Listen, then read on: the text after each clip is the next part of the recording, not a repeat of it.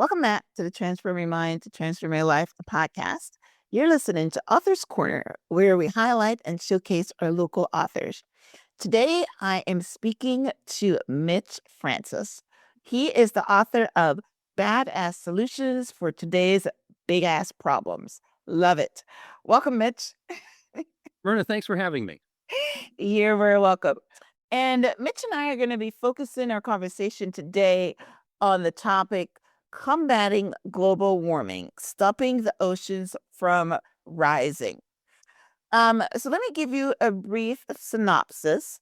Mitch Francis tackles the big ass problems that threatens our future, offering badass solutions designed to spark real change. His proposals range from eliminating the U.S. national debt and reforming public education to addressing the rise of ocean levels and dismantling the criminal drug world. Each chapter of the book presents a thought-provoking, actionable plan and aim making a significant impact. Learn more at badasssolutions.com. Yes. Thank you. I think we're finished. Well, we got to give them a little more detail, all right? That was just a synopsis. All right. Yes, I mean, sounds great. You sound like you're touching on all the problems that we have now, so I love it. All right. That was the idea. Yeah, all right. So I wanted to focus specifically on our talk today, about talking about the oceans rising and addressing the causes of global warming. Now it's really interesting because there's a show that I just watched last night, and it was about a tsunami that destroyed the world. And of course, I just finished watching a movie, La Palma, that was about tsunamis. So, yeah, I know why tsunamis happen, but Right.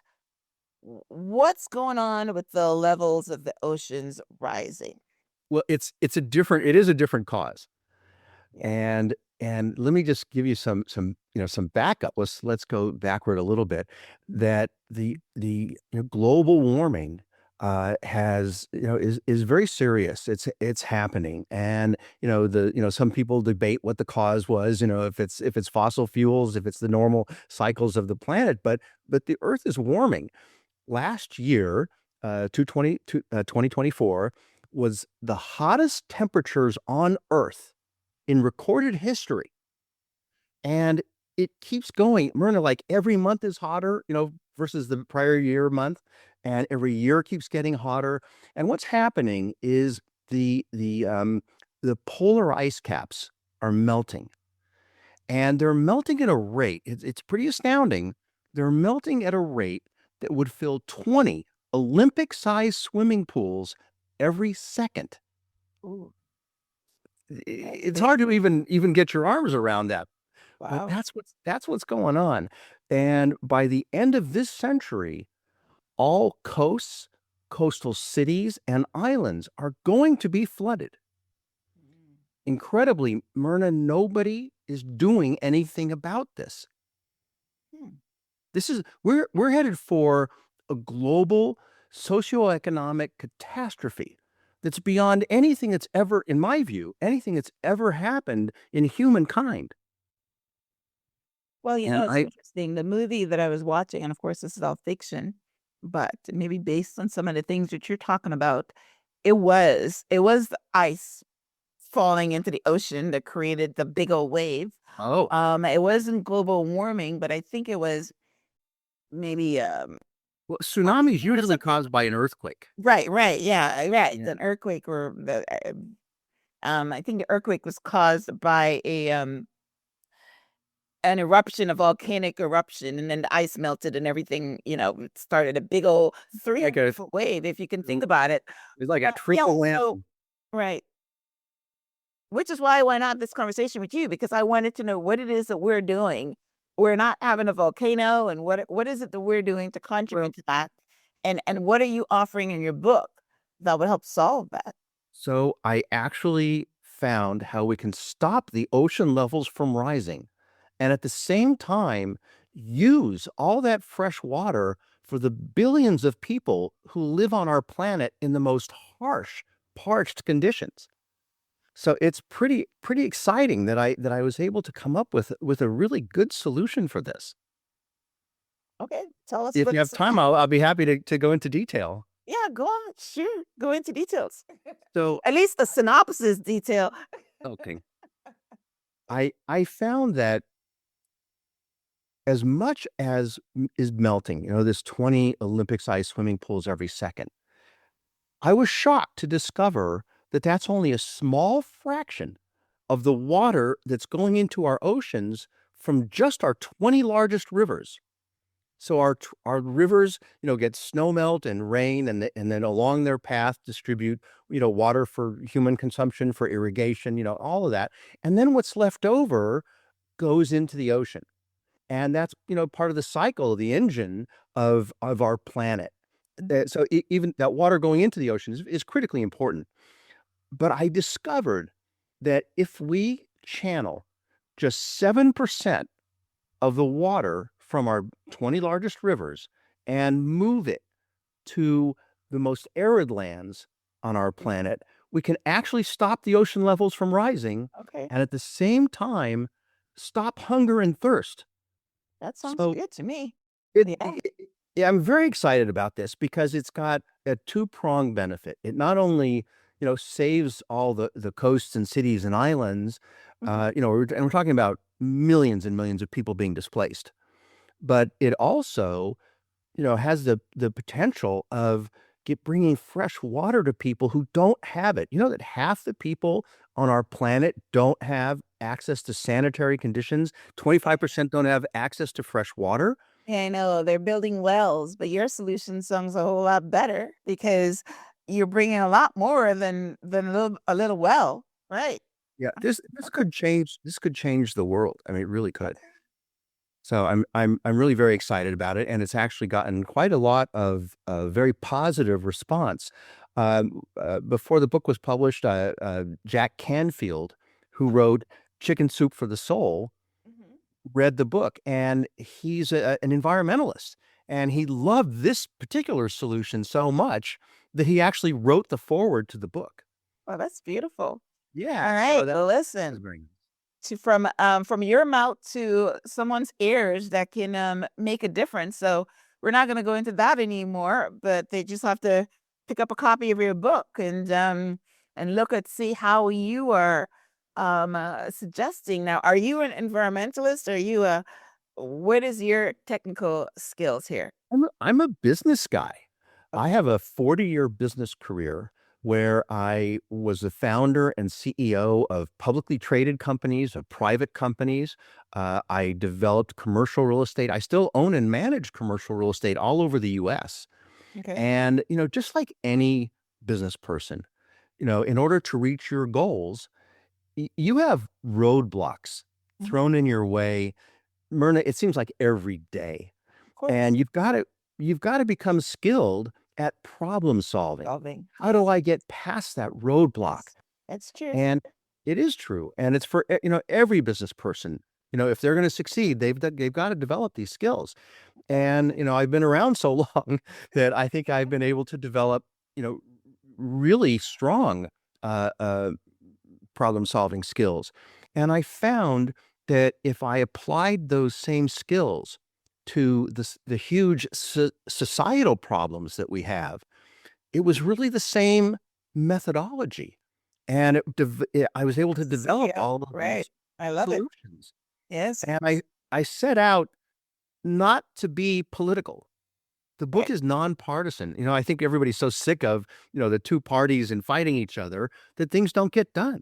Right. So Right. Yeah. It's I all was only all about politics and yeah, yes, Democrats and Republicans and everybody wants to win. they have their own agenda and things Right. don't. Yeah, exactly. And it's So all I about making pursue. yourself look good. You're right. While everybody else suffers. So that's great. Now, one of the things that Trump is doing is trying to tackle the national debt. Now, a lot of people do not like how he's going about it, but you have a badass solution for that as well. Can you talk about that? I do. I do. And it is different. We have $36 trillion of debt, and that debt is growing by another hundred. I'm sorry, by another $1 trillion every 100 days. So our country's just drowning in debt, and particularly interest payments that we have to make on that debt. So I took a look around, and I saw that um, the solutions that people are putting forth, including President Trump and Elon Musk and all, they're saying that we're going to stop spending so much. We're gonna lower taxes. We're gonna raise taxes. But let me give you some perspective and why none of those things will work. Good. $36 trillion is equal to all of the taxes brought into the federal government over 7 years, which means if the government didn't spend a single penny, it would take 7 years to pay off the debt. So, reducing spending, it's important, but it's not going to pay off the debt. You know, Taxing more is not going to pay off the debt. It's just gotten too big. We're in too deep of a hole. Yeah, So I have, let me put something in here. I think I read somewhere, well, not I read, I went to a seminar, and they were talking about this national debt. And they said that in order to get rid of it, each person in the United States would have to pay $336,000 or something along those lines in taxes.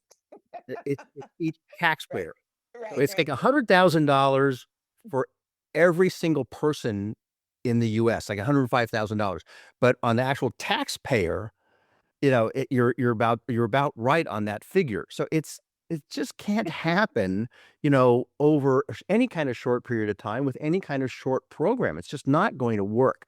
So we need to do something that's really radical, really different. And let me, it's kind of interesting. Just a rhetorical question for you and your audience is, well, you know, effectively we're bankrupt, which means you have more debt than assets. But if you look at this interestingly, it's if the US is bankrupt, how is it that we have the strongest, biggest economy in the world? Doesn't make much sense. We're 30% bigger than China. And catch this, we're 15 and a half times bigger than Russia. So I looked at this with, lost completely. me here. I don't know anything about economics, so you tell me. Well, this is this is going to be maybe more deep into the weeds than you want to go. But for most of the U.S. history, the U.S. was on what was called the gold standard, and you've probably heard of that. The gold standard was really kind of an interesting thing, where the the policy was that the U.S., the government, could print paper dollars, paper bills equal to the amount of gold that was in Fort Knox. And it was a very pure exchange that for some period of time, citizens were able to exchange like a $20 bill for $20 worth of gold. Pretty interesting. But it was the value that let America print dollar bills and pay for goods and services and put that money to work in the system. And that we went off the gold standard during the Nixon administration in the 70s. And in my opinion, that was like the beginning of the government deficit spending. They didn't have to spend money, that was equal to the amount of gold, just go crazy. And they did. So we have this problem right now. But I looked around Yeah, and let in me input something there. This same yeah, seminar that I went to, that's exactly what they're talking about. They said the same exact thing. They said that at one point in time, the US would keep the gold and then they stopped trading with it or something like that. I mean, yeah. but it's wrapped up in the same gold statement that you're saying, right? And even this morning, someone was talking about this gold as well. So keep going. Well, here's where I take off from that point. Mhm.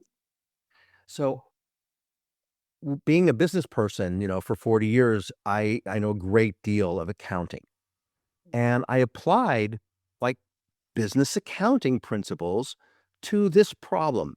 And I looked at this as with the US as like a corporation, and in a way it is.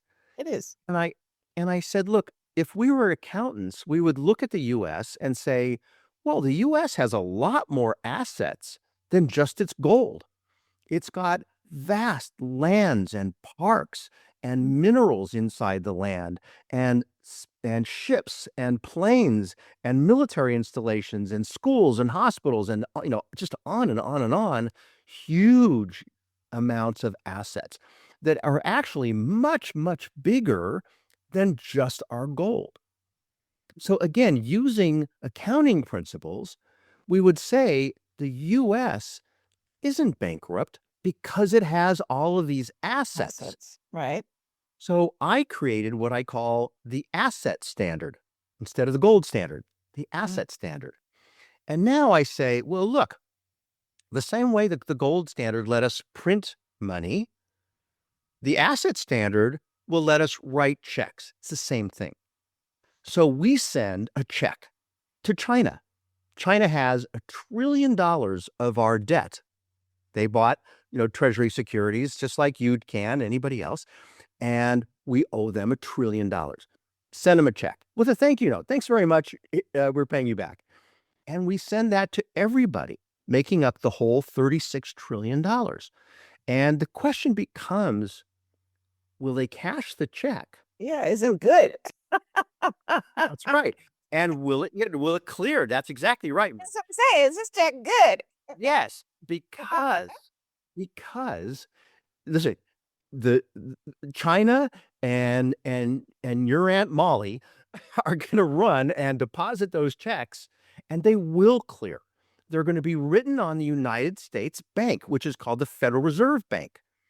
And the Federal Reserve will clear it just the way they cleared transactions on the gold standard, Mhm. because there was value in back of that currency. Okay.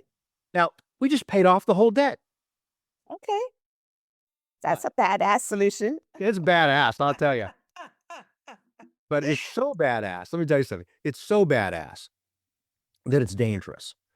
If we let our Congress have this, ability to, to Right, spend Jax. any want ever, anything more than, this and maybe a few other benefits is going to hurt the country. So I do think we can pay off our debt. We can pay off the underfunded programs like Medicare and Social Security, fix public schools really well, create a fund for emergencies, like if we have another pandemic. But after that, I think we have to have a constitutional amendment that requires the federal government to have a balanced budget. It literally won't be able to spend money that it didn't bring in from taxes. So this never Mm. happens again. That's good. That's good. That's good. Yeah. Yeah. Checks and balances. I love it. Absolutely. Yeah. Yes. So we can go out to lunch. We just paid off the debt. That's good. I mean, people need to read your book to get all the details of that. That's great. We're just highlighting it here. Well, Now, one of the other things that you said is that you want to reform. You have a solution for reforming public education. So my question is, what exactly is wrong with public education? I know that that's one of the things that Trump is doing. He is, getting rid of the Department of Education. What exactly do you guys think is wrong with public education? well, I find two big problems. The first one is our kids are not being well educated, and they're testing worse than they've tested in decades. So talking math skills, science skills, reading skills, and we are far behind other first world countries of their testing levels. So you need an educated populace for the success and ongoing success of the country. So and of course, the personal success of our population, you've got to be well educated, you've got to get a good job, et cetera, et cetera. So our educational system right now is doing a very poor job of educating our kids. And I also believe we have another big problem in our country of a Grand Canyon divide between the rich and the poor. And I believe a big part of that problem, the cause of that problem, is the public schools. And what I mean by that is you have the people, the wealthiest people in our country who have the most influence, put their kids in private schools. So they don't care. They're not in the dialogue of public schools at all because their kids aren't there. So you've got the middle class and the lower class of kids in public schools having to compete with wealthy kids whose parents are paying $15,000 to $45,000 a year for those kids to get an incredible education. And, there are good public schools. There are lots and lots of parents who care deeply about getting their kids a great education. They work with them. There are kids who work real hard. But on the whole, kids who have a private education are really far ahead of kids from private schools. And what that translates to is they get into better schools. They have an easier time in university, in continuing that level of education, and then they get the good jobs. So what happens is we perpetuate the wealthy people in our country so that that gap continues where it is and even grows, the gap between the rich and poor. So I believe, you know what? Let me add another thing. What's your solution? Well, I mean, I agree with everything that you say. So, what is your solution? Everybody goes to a private school, or well, yeah, just the I'm interested opposite, in this solution. just the opposite, Myrna. Okay, Outlaw I'm sorry, private schools. Can't have them. Everybody has to be in public schools. So we put the wealthy people I with got the you. most influence back into the public school system. And they care then. They wanna make Wealthy sure that parents will fund it. Is that what you're saying? well, they see that schools get the funding. They're the ones with the influence in our Right. country. They'll see that the schools get the funding. They have quality teachers, pay good teachers for what they should have, get great equipment, great facilities, security, exactly where they want their kids to be educated. Only everybody's gonna be educated that way. And I'll tell you something, our founding fathers thought that the success of our country, the success of democracy would would be the result of everybody having equal opportunity. And right now, we don't. If you have public schools and private schools, you don't have equal opportunities. If everybody's in public schools, there's an equal opportunity for everybody to succeed. And we need that for our country I to actually succeed. like it. My daughter right now is looking for houses that have great schools so that she doesn't have to pay for private school because you're right. A lot of the areas don't have good schools and they've recognized it. And then I have a cousin that's sending her 5-year-old to a private school and spending $20,000 a year because the public schools in our area are crap. So I understand what you're saying, but is that far-fetched? Are they ever gonna do that? I doubt it.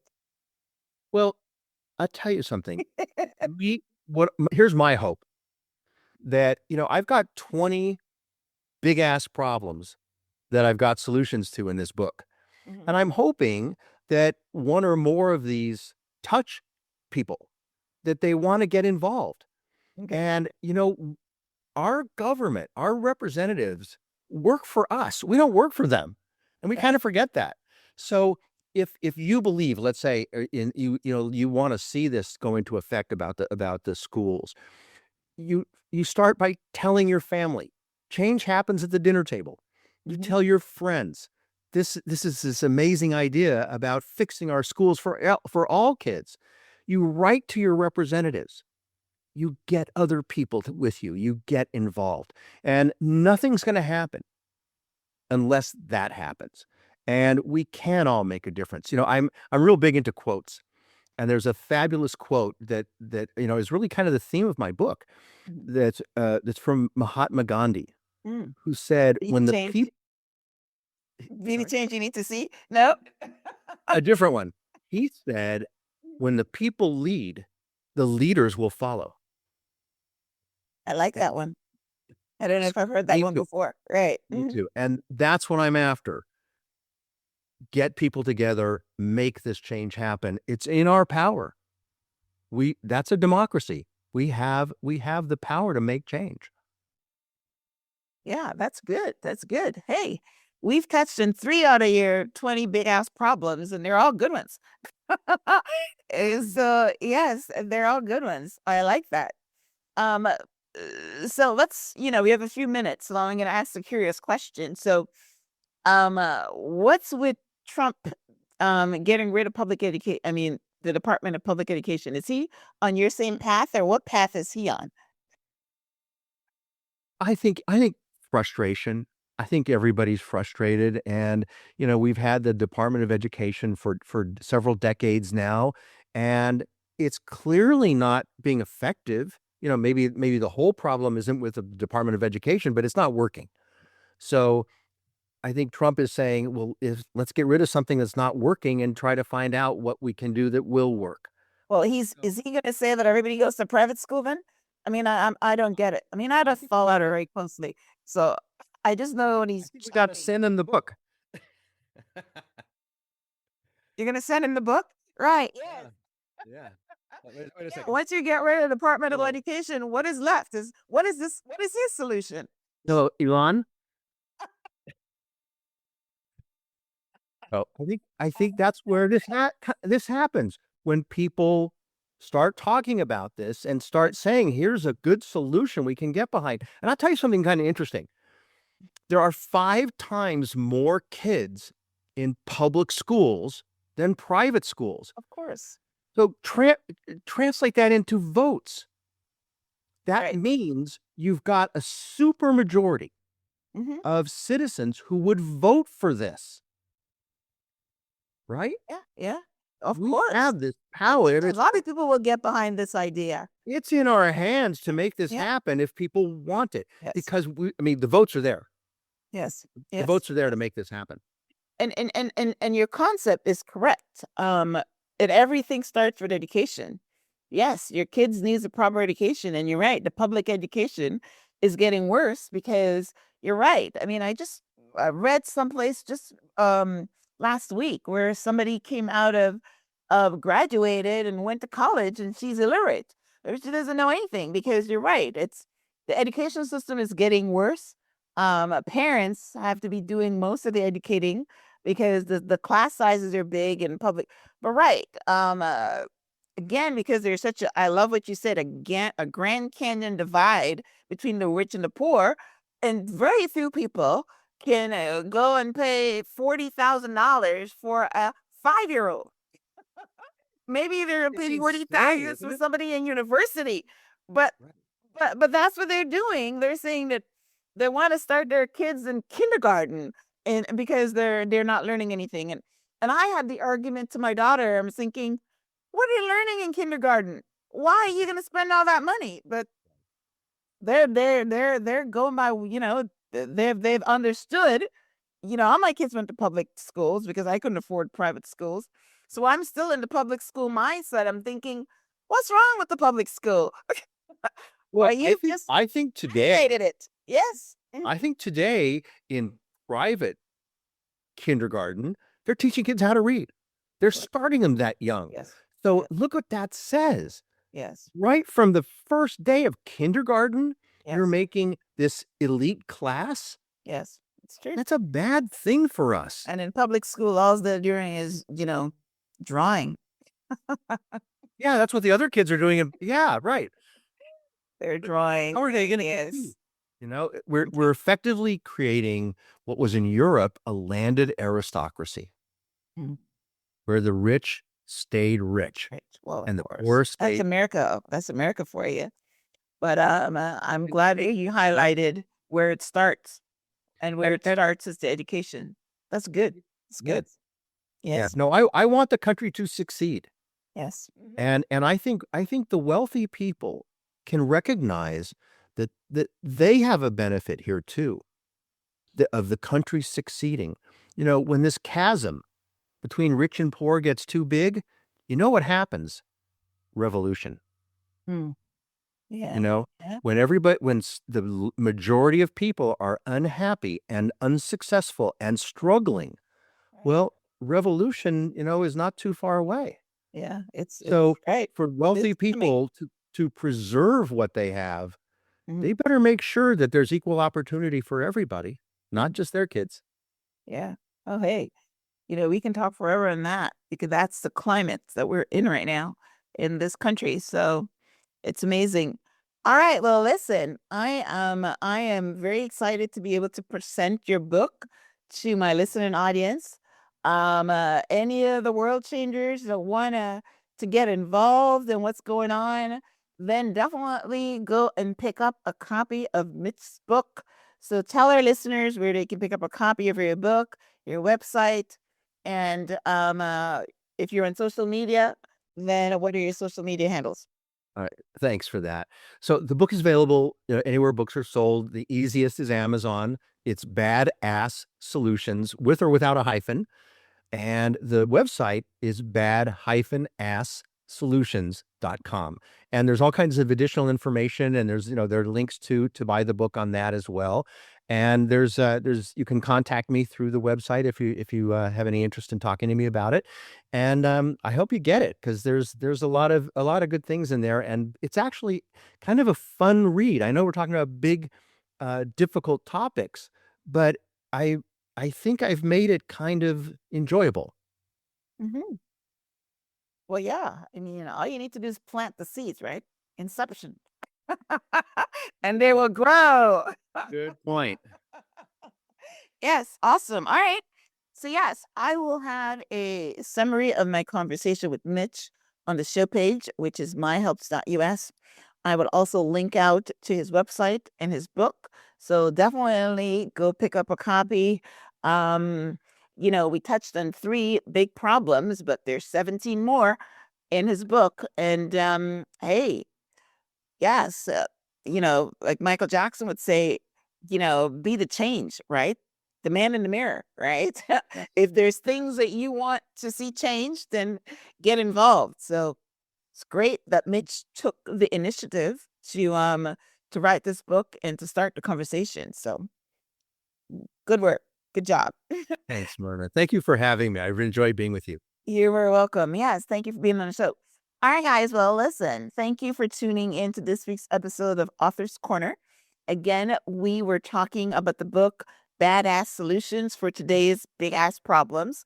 Go pick up a copy of it, support Mitch, and get some ideas into the inception form. And like you said, we can make the difference by contacting our legislative people and making demands.